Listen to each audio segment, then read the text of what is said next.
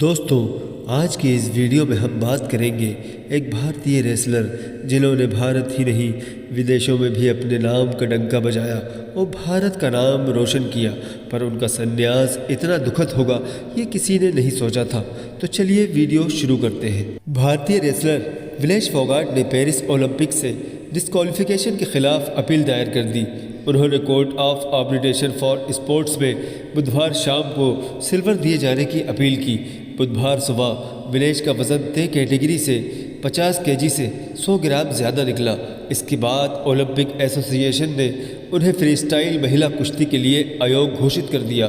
भारतीय ओलंपिक संघ ने भी इसकी पुष्टि की है, जिस कारण विनेश बुधवार रात होने वाला 50 केजी कैटेगरी की विमेंस रेसलिंग का फाइनल नहीं खेल सकी। उन्हें कोई मेडल भी नहीं मिला। विनेश पहली बार 50 किलोग्राम कैटेगरी में खेल रही थी। इससे पहले वे 53 किलोग्राम में खेलती थी। ओलंपिक से बाहर होने के बाद विनेश की तबीयत खराब हुई और उन्हें अस्पताल में भर्ती कराया गया। कोच विजय दाहिया उनसे मिलने पहुंचे तो विनेश ने उनसे कहा, किस्मत खराब थी, हम मेडल से चूक गए, लेकिन ये एक खेल का हिस्सा है। इससे पहले प्रधानमंत्री नरेंद्र मोदी ने इंडियन ओलंपिक एसोसिएशन की अध्यक्ष पीटी उषा से कहा था कि वो रेसलर की मदद के तरीके तलाशें। पीएम ने उषा से इस मामले में विरोध दर्ज कराने को भी कहा था। कहा जा रहा है कि ओलंपिक से बाहर किए जाने के बाद विनेश बेहद निराश हो गई थी। वजन घटाने के लिए रात भर एक्सरसाइज करती रही।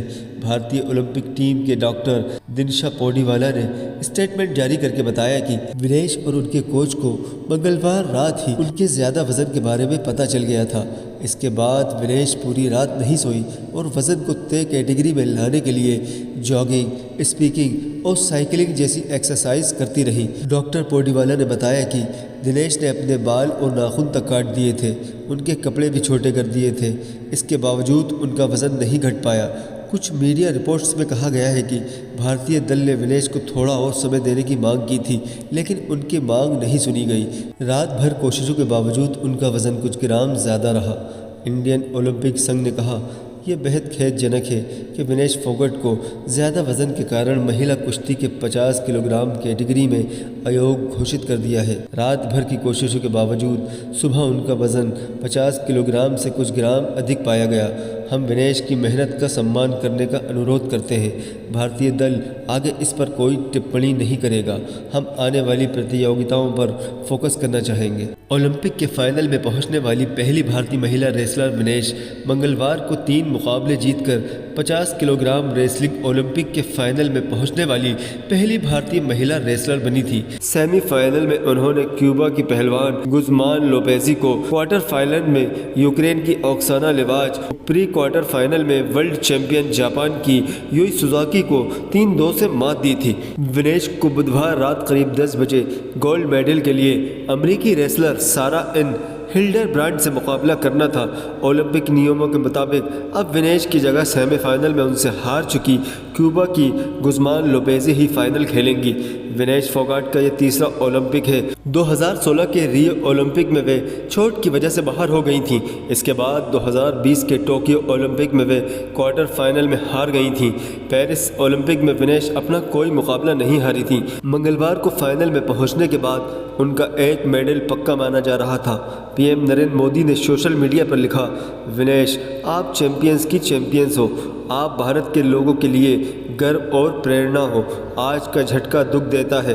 काश शब्द उस निराशा की भावना को व्यक्त कर पाते जो मैं अनुभव कर रहा हूँ। मैं जानता हूँ कि आप चुनौतियों का डट कर मुकाबला करेंगी। ऐसा आपका स्वभाव रहा है। मजबूत होकर वापस आओ, हम सब आपके साथ हैं। विनेश वही पहलवान है जिन्होंने भारतीय कुश्ती संघ के पूर्व अध्यक्ष बीजेपी सांसद बृजभूषण सिंह के खिलाफ आंदोलन छेड़ा था। महिला पहलवानों के यौन शोषण के विरोध में प्रदर्शन करने पर विनेश को दिल्ली की सड़कों पर घसीटने की तस्वीरें भी वायरल हुई थी। पेरिस ओलंपिक चैन ट्रायल को लेकर भी खूब बवाल हुआ।